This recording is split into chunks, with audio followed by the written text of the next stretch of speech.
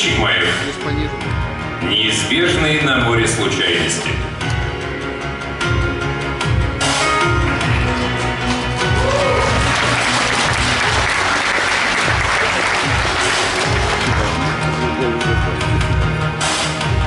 С борта икроноплана море всегда выглядит по-другому. Не так, как с прогулочной палубы круизного лайнера или даже с яхтенных ванн. Глаза видят легкое волнение, и ноги привычно пружинят, чтобы компенсировать качку, но машина невесомо скользит в 1,5 метра от поверхности, идет ровно, спокойно, чуть задирая нос во время плавных маневров. По случаю хорошей погоды опущены штормовые экраны, на прогулочной палубе можно даже загорать. Если бы не свистящий на солидной уже полукрейсерской скорости ветер, от которого приходится то и дело придерживать шлем с камерой, можно подумать, что сидишь в новомодном VR-кинотеатре с полным погружением. Даже вот соленые брызги на лице не просыхают. Отличные спецэффекты. Молодцы виртуальщики. А волнение, кстати, сегодня было почти предельным. Еще на полбалла повыше, и реголит в рейс не вышел. И океан уже из темно-синего превращается в матово-серый, как всегда бывает на Пацифике перед мощным ураганом. Налетит завтра шквал, океан рассверепеет, волны полезут за 5, а то и 6 баллов, и встанет на прикол вся лунная флотилия. По старой традиции экранопланы проекта «Лун» называли селеницкими терминами: реголит, кратер, Москов, Тея, Эйткен. И, увы, транспортные версии грозной боевой машины сохранили все недостатки, присущие ударным ракетоносцам. Мореходность не превышает 3 баллов, особенно с грузом. Кирилл мельком подумал, что ему повезло. Конечно, челночные баржи снабженцев ходили на рефлексах в любую погоду, но с недавнего времени, как только Гринпис развернул свою блокаду, каждый такой рейс превращался в приключение сомнительного свойства. А подставлять свои блокадные скорлупки под экраноплан они не рискуют, раздавят и фамилии не спросят. Не специально, просто не успеет затормозить. При скорости в 180 узлов время реакции у многотонной махины секунд 20, как минимум. Луноходом управлять и то проще. «Любуетесь, пан Ловчий?» — прозвучал за спиной знакомый голос. «Рано пока. Они за мысом прячутся, ждут, когда CNN или BBC подвесят свою вертушку. Эти ребята без камер ничего не делают, им же отчитываться надо». Инспектор Паршиза встал рядом, с опаской потрогал прозрачный обтекатель, словно боялся, что он вот лопнет под силой набегающего воздушного потока. Кирилл осторожно пожал ему лапищу. При первом знакомстве Словак едва не раздавил ладонь своей медвежьей хваткой. Как относиться к словоохотливому инспектору, Кирилл Ловчий еще не решил. С одной стороны, инспектор службы экомониторинга ООН. Это серьезно, с учетом, какая каша заваривается вокруг острова. Но на словах он явно симпатизировал агентству, а Корона сейчас не в той ситуации, чтобы разбрасываться с союзниками.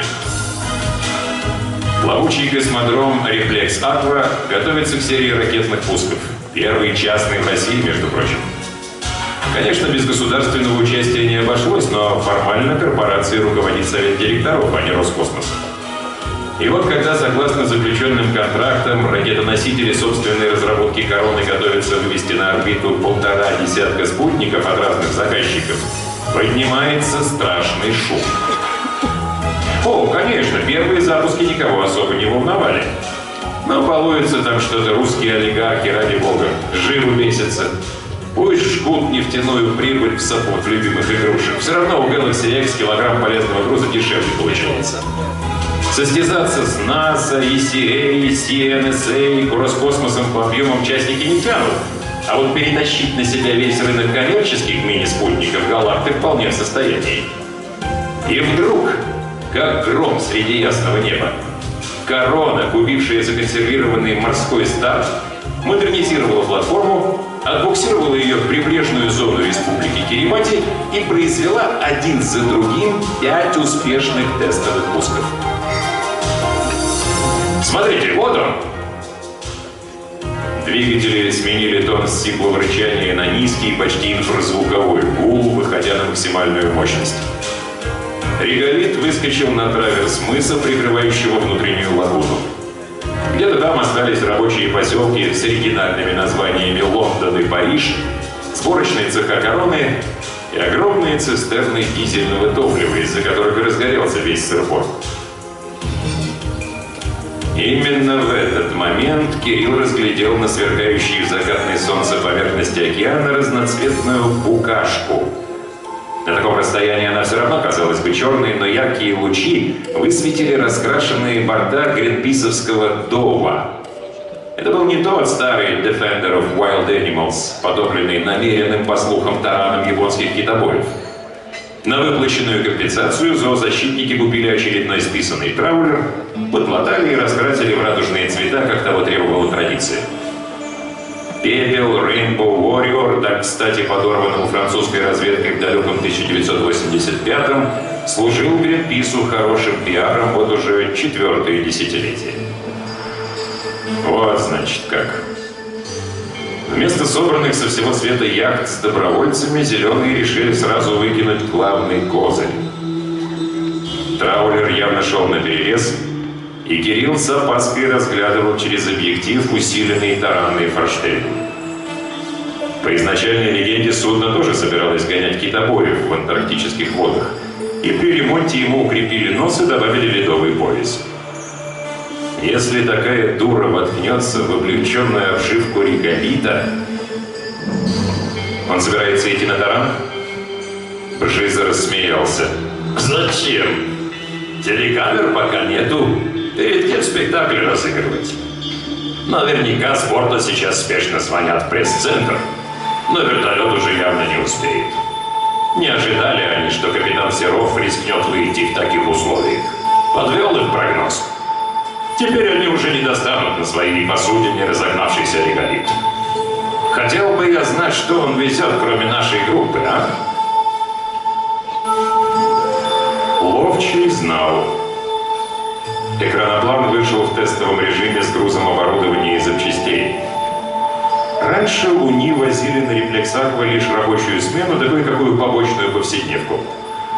Контейнеры же таскали 2 пенсионного возраста баржи, арендованные у местного правительства. Но в условиях неожиданной блокады руководство Короны решилось на рискованный шаг. И реголит пошел к морскому старту на самой грани мореходности с полной загрузкой. Вы же знаете, инспектор, завтра утром на платформе назначена пресс-конференция. Знаю. Ваши будут втирать всему миру, что запуски абсолютно безопасны. Только вот эти ребята, он кивнул в сторону радужного кораблика, который теперь все больше отставал от стремительного луня, не зря гребут свои гранты. Они еще попортят вам кровь несчастным заповедникам. А кому нам? Я не работаю в Короне, пан Бжиза. Да ну, популярнейший видеоблогер, восходящая звезда YouTube, сам по себе решил отправиться в командировку через полмира по воле, так сказать, сердца. Зов дальних странствий и все такое. Или вы едете сюда в отпуск за интересными впечатлениями для своих подписчиков? У вас 10 миллионов просмотров, Ловчий. Вы не работаете в Короне, само собой. Вы работаете на Корону. Кирилл пожал плечами. Проницательный черт. Не стоило с ним вообще разговаривать. Он же мужик ушлый. По паре слов и намеков уже нарисовал себе всю картинку. Сколько ни следи за речью, обязательно ляпнешь что-нибудь. Бжиза, конечно, лишь наблюдатель. Никаких реальных рычагов у него нет. Но когда вся местная возня наконец выйдет из кулуаров на высокие трибуны ООН, его слово может быть очень веским. А уж Гэлакси не постесняется его подмазать, если до этого дойдет. «Я многих спрашивал здесь», — задумчиво продолжал инспектор. «Кто настоял на буксировке старта именно сюда? Кирибати сдавала свои прибрежные воды по дешевке? Я понимаю, что местная зона считается самой удаленной от основных морских путей, поэтому запуски будут совершенно безопасными, но ведь...» Он многозначительно поднял палец и оглянулся на Кирилла. «Заповедник! В архипелаге Лайн бешеное количество редких птиц, практически красная книга в натуре. На самом атолле 5 закрытых зон. И вы думали, что зверофилы смолчат? Жиза назвал активистов Гринписа переходным прозвищем, но по-английски, а не по-русски. Прозвучало забавно, Кирилл против воли улыбнулся. Да. Птичий заповедник на острове Рождества оружие безотказное. Бедные птички веками прилетали на живописные экваториальные скалы, чтобы выводить детенышей, а тут русские со своей грубой, ненадежной топорной техникой. Экологи бьют тревогу, опасаясь, что громкие ракетные старты распугают пернатых, а падение отработанных ступеней и не сгоревшие компоненты топлива полностью разрушит уникальную экосферу острова. Длинный и узкий, словно наконечник македонской сарисы, реголит вышел на маршрут и разогнался до крейсерской. На такой скорости от ветра не спасали даже обтекатели. И Кирилл решил спуститься вниз, здраво рассудив, что океанские красоты можно транслировать из закрытого носового салона. По изначальному проекту Луней там должен располагаться командный пункт ракетного оружия. Но в сугубо мирной машине конструкторы сделали что-то вроде крошечной кают-компании. Угловой диван, несколько кресел, автоматы с закуской и пара фикусов. Не «Титаник», конечно, но усталому путешественнику хватит с головой. Лишь бы Бржиза не потащился следом со своими вопросами. Кстати, некоторые из них Кирилл и сам не постеснялся бы задать, если бы знал кому. И первый. Зачем его пригласили? Если судить по скорости развертывания рекомбинантного пускового комплекса, таинственный руководитель Короны, скрывающий свою настоящую фамилию под многозначительным псевдонимом Апекс, проблемы решать умеет. И общественным мнением манипулирует не хуже, чем транспортной логистикой. Вон местные власти на агентство едва ли не молятся. Не зря же пиар-служба расшифровывает громкое название как «Космос, Россия, Надежда».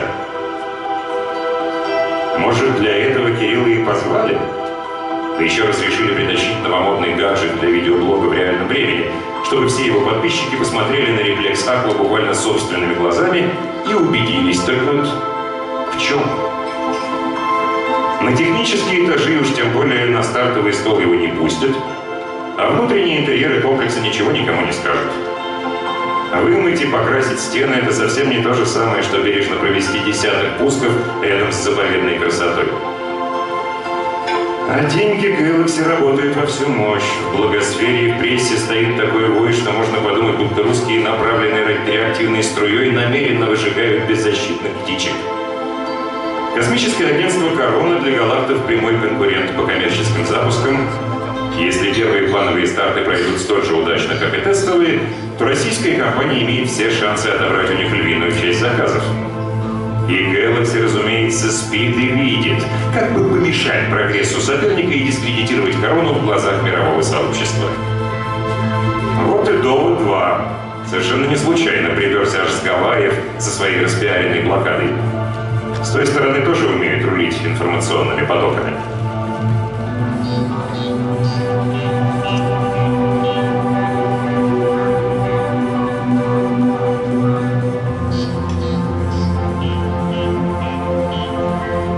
Пан Бржиза появился через полчаса. Лег как на помине. Потер раскрасневшееся от ветра лицо и решительно подсел к Кириллу. «Только не смотрите на меня, пан Ловчий. Не хочу маячить своей красной рожей на экранах ваших подписчиков. Звук-то хоть не транслируете?» Кирилл покачал головой. Микрофон он отключил еще на причале, как только услышал дикий рев турбореактивных двухконтурников реголита. Даже в прогревочном режиме они заливали канал так, что при сжатии для ютуба в колонках останется один неприятный гул. Да и вообще, мало ли что ляпнешь за кадром не в настроении. Лучше потом на самые эффектные сцены комментарий наложить. «А что?» — Кирилл посмотрел на инспектора с недоверием. «Вы хотите поделиться со мной какой-то секретной информацией? Так у меня нет договора о неразглашении СОУ». «Перестаньте. Моему руководству глубоко плевать, что здесь происходит. Но любому, у кого есть глаза, понятно, зачем и с чьей подачи в акватории ошивается Дома-2. Из чьей же? Ха! Вы незаметно включили запись и теперь хотите, чтобы я сказал это на камеру? Увольте, ловчий. С такой фамилией вам стоит быть похитрее. Экологи прибыли сюда не сами по себе. Без поддержки они бы никогда не стали действовать столь агрессивно. Смотрите, активисты блокируют подвоз топлива на космодром, лишив пусковое оборудование необходимой энергии. Баржи просто не могут подойти к платформе. Это совершенно в духе их прежних героических деяний. Подставляться под удар, намотать сети на винты. Возможностей много. Но, получается, они настолько хорошо разбираются в обеспечении космодрома, что сами сообразили бить по наиболее узкому месту. Нет топлива для вспомогательных систем, нет энергии, нет запуска. Когда баржи тащили разгонные блоки, они ведь спокойно стояли в сторонке. Груз почти стратегический, за его блокаду их бы никто по головке не погладил. Да и ущерба окружающей среде никакого, это ведь просто болванки. А вот топливо... Подходящая страшилка для обывателя, особенно если перед репортажем о доблестной миссии зверофилов сделать пару врезок о гидрозине или гептиле. Эпическая битва с подобной гадостью выглядит совершенно оправданной. Корона не использует гидрозин, тем более в электрогенераторах. Да какая разница? Гидрозин — отличный шутер. И каждое масляное пятно, которое обнаружат в радиусе 1000 километров, поставит вам в вину. Бжиза мельком посмотрел на Кирилла и поправился: вашим нанимателем. Или, не дай бог, дохлую рыбину. Думаете, рядовой потребитель новостей что-то в этом понимает? Ему покажут, кого надо ненавидеть, и он, как собачка Павлова, испытает условный рефлекс. Выделяется слюна, команда «ФАС» подана, можно жрать. И миллионы пользователей лепят на аватары бортовую эмблему ДОВа в знак солидарности. Блогосферу лихорадит. Тысячи постов, призыв, лайки, акции поддержки, а время-то поджимает. Благоприятное окно для запуска вот-вот закроется. Пацифик — это не только короткая орбита и уменьшенная сила тяжести. Это еще и сезонная смена погоды. И у короны почти не осталось пространства для маневра. Либо применять силу, либо отказаться от выгодных контрактов, что приведет к невероятному ущербу для репутации, фактически к банкротству. Вы преувеличиваете, пан инспектор. Если и так, то не слишком сильно. Посмотрите, сколько прессы вдруг набежало в это забытое богом местечко. CNN, BBC, Euronews, Fox. А вот RT вашего нет. И китайцев нет, хотя тихоокеанские проблемы для них не чужие.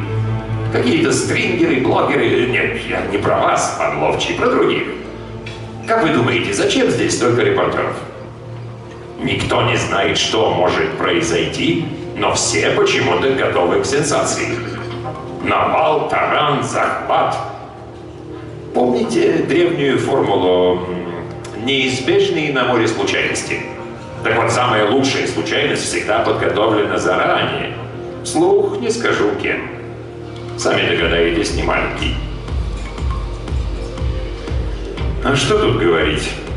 Ежу понятно, что любой из предложенных Бжизой вариантов немедленно попадет на первые строчки новостных лент. Не зря здесь пасется столько СМИ, тут он прав. Ждут событий, стервятники чертовы. Что бы корона не сделала, негативный имидж ей обеспечен. Либо ненадежного партнера, который не выполняет предписанные контрактом обязательства и сроки, либо кровавого сатрапа, готового подавить мирные протесты грубой и чрезмерной силой. На борту Дова-2 наверняка для массовки болтается с десяток тоненьких девчонок и субтильных очкариков. Само собой, сети ставят не они, а молчаливые крепыши с водолазной подготовкой. Но позируют на камеру-то как раз худенькие ботаники с горящим взором. Стоит такой лапочке с заломленными руками попасть в объектив, и кадр на Пулитцеровскую премию готов. Агентству потом по гроб жизни не отмыться.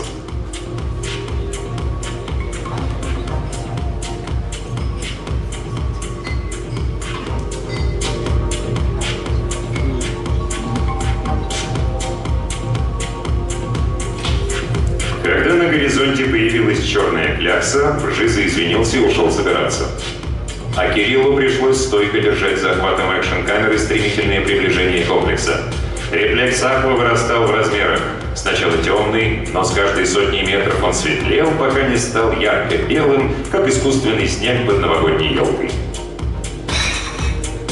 Обычно при словах «нефтедобывающая платформа» представляешь себе нечто грязное и неопрятное в мазутных пятнах и радужных разводах. Но сейчас перед глазами и всевидящим оком блока камеры стартовая площадка «Рефлекс Аква» выглядела едва ли не нарядной игрушкой с рождественской картинки. Выкрашенные в белый цвет борта и не спадающие с огромной высоты водопад технической забортной воды напоминали скорее фантастический эльфийский замок. Солнце уже зацепило краем бескрайний океанский горизонт, и нежно-розовые блики от закатных лучей превращали панораму в нереально живую иллюстрацию к романам Толкиена или Льюиса. Лунд сбавил ход, огибая вынесенную вперед над морем широкую ладонь стартового стола. Платформа еще немного покрасовалась перед редкими гостями, пока экраноплан подрабатывал бортом в швартовочной площадке. Говорит командир высокоскоростного транспортного аппарата на динамической подушке Серов. Мы прибыли на рекомбинантный пусковой комплекс компании «Корона». Прошу всех пассажиров собраться у шлюзов правого борта для досмотра. Четко, по-военному. Наверняка этот Серов какой-нибудь бывший кавторанг с Каспийской флотилии. Не привык он к пассажирам. Как в аэробусах обычно. Благодарим вас за выбор нашей авиакомпании. А тут какой выбор? Баржи, которую бдительно пасут зеленые, вертолеты, но на вылет каждого нужно получать отдельное разрешение у властей острова и экраноплан. Вот и погрузили всех гостей утренней присухи на вовремя подвернувшийся реголит.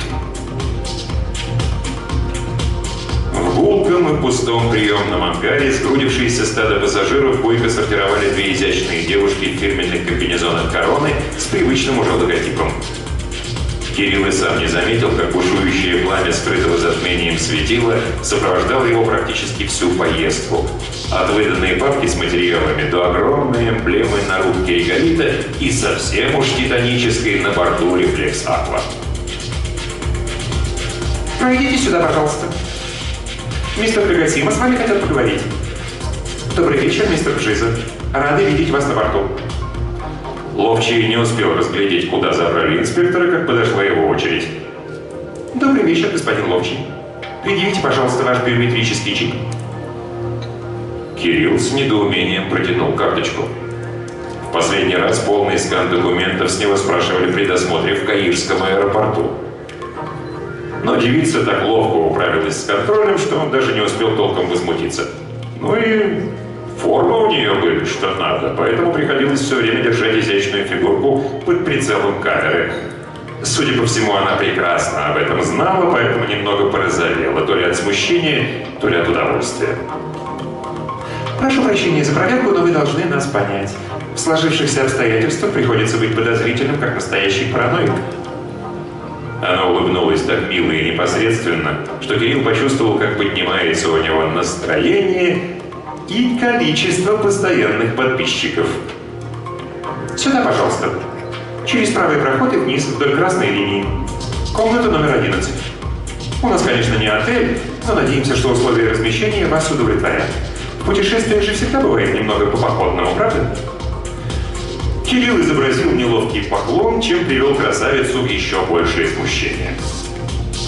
Осторожней в коридорах, господин Ловчий. У нас довольно темно. Руководство экономит на освещении? Девушка вернула документы, но ничего не ответила, лишь пожала плечами. Ну да, корпоративный дух, что поделаешь. Разве можно признаться на камеру, что крупнейшей в мире частной космической компании не хватает электроэнергии на космодроме? Начальство точно не одобрит.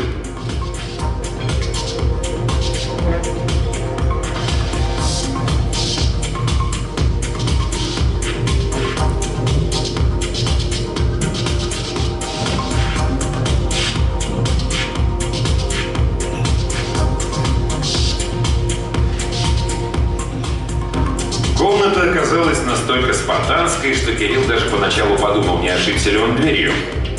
20 минут блуждания по темным коридорам, десятки низких переборок, из-за которых то и дело приходилось наклоняться, чтобы не разбить камеру, а сколько раз он умудрился споткнуться об комикс, страшно вспомнить.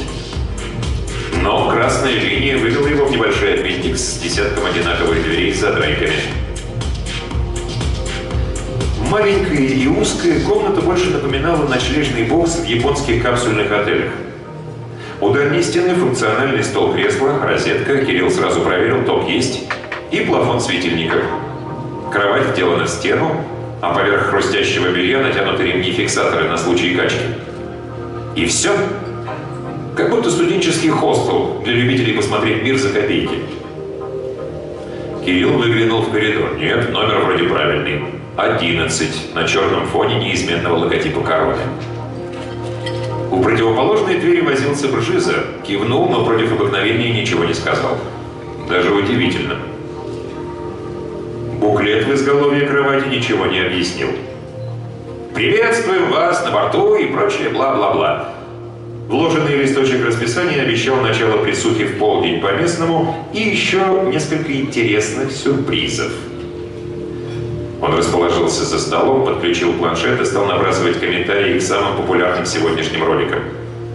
Разгон реголита до крейсерской, швартовка к пусковому комплексу лидировали по количеству просмотров, и Кирилл получил уже несколько заманчивых рекламных предложений. Так и просидел до глубокой ночи. Подписчики требовали подробностей. Кое-кто интересовался именем и инстаграм-аккаунтом девушки из короны. Другие спрашивали, нет ли неприятных ощущений из-за качки. Но большую часть интересовали запахи на платформе, выдают ли на входе противогаз и не лежат ли на палубах мертвые птицы. По запросам западных зрителей Кириллу даже пришлось пообещать небольшую видеоэкскурсию утром. Он потер ладонями лоб, подвигал плечами, разминая уставшие мышцы, и уже собирался ложиться, когда в дверь постучали. Разумеется, на пороге стоял Бржиза. «Уже устроились? Ну, вам не привыкать. Настоящий блогер всегда в путешествиях. Условия не шокируют?» Видал и похуже. «Ага. То есть они приглашают гостей, чтобы создать себе хороший имидж, но не облизывают нас по самую макушку, а рассовывают в какие-то собачьи будки. Странный выбор, не правда ли?» «Простите, но я...» «Потом выспитесь, ловчий. Вы же приехали сюда снимать, так снимайте же, черт вас дери. Неужели у вас нет никаких вопросов? Где командно-сборочное судно, на котором есть и гостевые каюты, и чудесный зал для презентаций? Куда оно ушло и что делает вдали от любопытных глаз наших зеленых друзей?» «Вы слишком подозрительный, пан Бржиза. У меня такая работа. Я смотрю не то, что мне хотят показать, а то, что пытаются скрыть». «Да нам пока ничего не показывают. Как я понимаю, все экскурсии завтра, после пресс-конференции». «Вот именно. А сейчас вы ничего не слышите?» Только теперь Кирилл понял, что ему так мешало все это время. Странный отдаленный гул и глухие удары. «Включайте камеру и пойдемте под ловчий. Мы еще сумеем удивить ваших подписчиков, и вы в полном соответствии с фамилией поймаете удачу за хвост». Пожав плечами, Кирилл нацепил шлем, выкрутил по максимуму цифровую диафрагму. Если на платформе по-прежнему экономит энергию, снимать придется во вполне романтической, но очень неудобной полутьме. Они долго поднимались по каким-то лестницам и аппарелям. Похоже, Бржиза успел неплохо изучить план рефлексов. В прямом доступе его, конечно, не было, но строительная документация японских верфей наверняка сохранилась. Надо только знать, где искать. Инспектор вытащил Кирилла на какую-то продуваемую всеми ветрами узенькую галерею, огороженную высоченными штормовыми перилами. Но в первое мгновение от сильнейшего удара по глазам ловчий ничего этого не увидел. Ярчайшая волна света, столь непривычная после редких ламп в коридорах платформы, ослепила его, словно ежа на дороге. Автоматическая настройка экшн-камеры тоже запищала от перегруза. Кирилл стянул шлем и прикрыл лицо ладонью. «Впечатляет, верно? Зачем такая иллюминация, если они экономят энергию? Подождите, ловчий, с вопросами. Глаза привыкнут к свету, и мы все узнаем. Безопасность короны перекрыла все подходы к стартовому столу, но я смог обнаружить вот этот маршрут. Похоже, технически про него никто и не подумал». Зрачки Зрачки постепенно отходили от бешеного светового удара. Любопытные гости смогли разглядеть залитую яркими огнями пусковую площадку. На столе шла лихорадочная работа. Вокруг страховочных опор ракетоносителя «Финис» суетился целый муравейник людей. Автокары тянули к заправочному стенду большие газгольдеры с жидким кислородом. От них валил искрящийся пар, перламутровый в свете прожекторов. Чуть в отдалении среди мешков с песком посверкивали бледные и жалкие в яростной световой вакханалии огоньки электросварки. Опущенный предохранительный щит свисал к самым волнам, словно мешая любопытному океану заглянуть на стартовую площадку, заинтересовавшись, что же там задумали эти беспокойные людишки. А сверху, отражаясь на редких темно-фиолетовых облаках, венчал всю эту деловую суету световой купол, как самая настоящая корона с эмблемой агентства. «Ну?» — спросил Башизов, как показалось Кириллу с некоторым торжеством. «Видите? Корона готовится к старту». «К завтрашнему старту? Непосредственно пресс-конференции, чтобы отчитаться перед заказчиками. Снимайте же, Ловчий! У вас в руках сенсация! Если подвозят окислитель, до запуска остались считанные часы. Корона уверена, что груз пройдет через блокаду, а значит, баржа снабжения попытается прорваться уже этой ночью». Бжиза хлопнул Кирилла по плечу с такой силой, что тот пошатнулся. После чего инспектор хохотнул и потащил своего спутника назад в темное нутро пускового комплекса.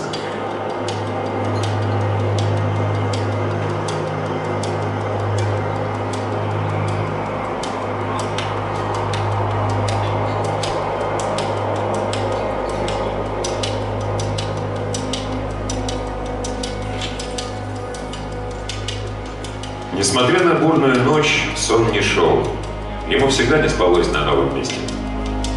Да и после слов Бжизы Ловчий постоянно прислушивался к внешним шумам. Потому и заснул только под утро, скорее даже забылся беспокойной дремой, часа на 3. Проснулся свежий, как деревенское молоко, и, наскоро перекусив у импровизированного шведского стола, отправился в конференц-зал.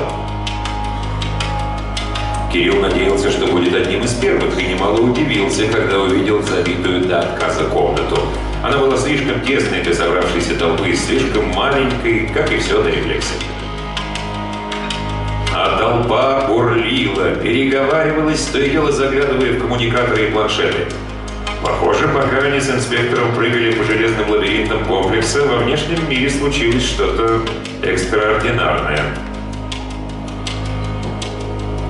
Среди прочих Кирилл заметил и Марию Карелину, журналистку медийного канала «Космическая Россия», фактически лицо всех новостей внеземелья. Ее отстраненную, холодную улыбку прекрасной инопланетянки невозможно спутать ни с чем. Говорят, в Японии от ее внешности просто с ума сходят. Присвоили чуть ли не культовый статус, а телеканалы наперебой приглашают Марию ведущей. Впрочем, она неизменно отказывается, хотя суммы там, говорят, просто фантастические. Но зачем быть очередным айдолом